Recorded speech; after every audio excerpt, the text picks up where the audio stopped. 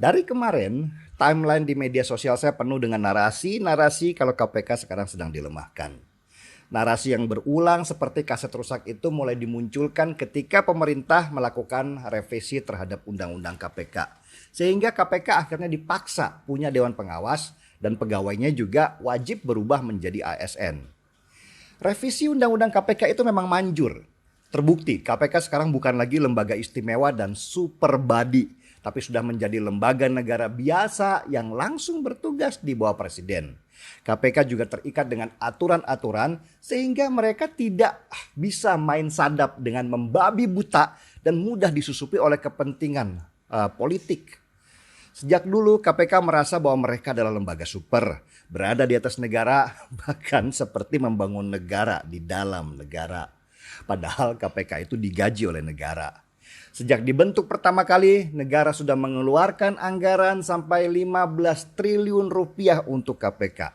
Sialnya, yang bisa dikembalikan KPK ke negara dari hasil menggerebek para koruptor itu hanya 3 triliun rupiah saja. Rugi bandar memang biaya KPK, tapi gimana lagi, ini kan amanat yang harus diemban oleh negara.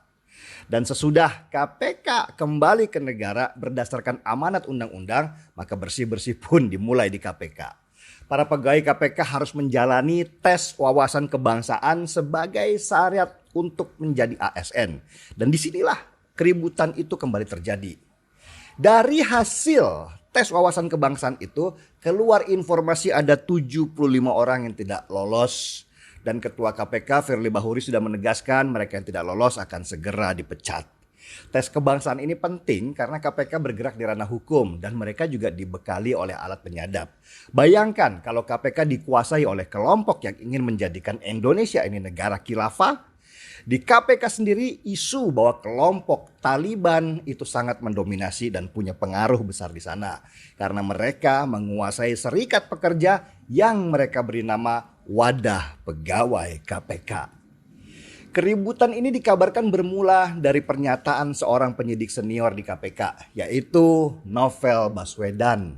Novel kabarnya adalah satu dari 75 orang yang tidak lolos dari tes kebangsaan. Dan pernyataan Novel itu pun disambut oleh para sahabat-sahabatnya di luar KPK dengan gegap gempita. Mereka menuding pemerintahan Jokowi sedang menghancurkan KPK dengan memecat Novel. Indonesia Corruption Watch atau ICW yang paling galak menyerang Jokowi dengan menuding pemerintahan sekarang sedang menghancurkan KPK. Menurut ICW, keinginan memecat Novel Baswedan itu sudah direncanakan sejak lama dan itu dilakukan dengan melakukan tes wawasan kebangsaan. Menurut jejak sejarah, ICW dan KPK ini sudah berteman sejak lama. Bahkan Profesor Romli Atmasasmita, guru besar hukum, pernah membongkar praktek kalau ICW mendapatkan dana asing sebesar 96 miliar rupiah lewat bantuannya KPK. Dan tuduhan Profesor Romli ini tentu saja dibantah oleh orang-orang ICW. Tetapi lucunya, meski ICW bilang Profesor Romli itu fitnah, mereka tidak berani mengadukan Profesor Romli ke polisi. Mungkin takut kali ya, kalau udah di polisi malah akhirnya kebongkar keburukan ICW yang sebenarnya. Dan ketika Undang-Undang KPK direvisi, dulu ICW juga lah yang mati-matian membela KPK. Mereka bekerja sama dengan beberapa media online besar yang selama ini juga mendapat keuntungan sumber berita dari KPK untuk menyerang pemerintah dan mencari simpati dari masyarakat. KPK sedang dilemahkan, teriak mereka begitu dulu. Narasi playing victim yang sudah basi, yang biasa dipakai oleh kelompok garis keras seperti FPI dengan tudingan kriminalisasi ulama, ya mirip-mirip lah cara mereka berdua. Buat ICW, kalau Novel Baswedan akhirnya dipecat dari KPK, maka hancurlah KPK. Seolah-olah di KPK itu yang paling pinter cuman si Novel doang. Seolah-olah KPK itu punyanya si Novel, yang ngasih makan si Novel, yang membesarkan si Novel, dan penyidik lain di KPK cuman numpang doang. Narasi bahwa KPK butuh seorang Novel Baswedan ini narasi yang sangat menjijikkan buat saya. Novel bukan KPK dan KPK juga bukan Novel. KPK adalah lembaga resmi negara dan Novel Baswedan cuma jongosnya doang di sana. Nggak ada Novel, KPK tetap ada. Bahkan mungkin tanpa Novel Baswedan, KPK bisa lebih moncreng kerjanya. Novel memang adalah jasanya untuk membongkar beberapa praktek korupsi di negeri ini. Tapi maaf ya, itu bukan cuma jasa Novel seorang, tapi teamwork yang bekerja. Lagian ngapain juga mempertahankan Novel yang tidak bisa memberi pendapatan tinggi ke negara. Lah negara sudah keluar 15 triliun rupiah ke KPK, dapatnya cuma 3 triliun rupiah saja. Rugi dong negara. Malulah sama kejaksaan yang kalau bongkar kasus nilainya bisa ratusan triliun rupiah. Lagian Novel Baswedan juga sudah bekerja di KPK selama 14 tahun lamanya dengan prestasi yang makin lama makin menurun.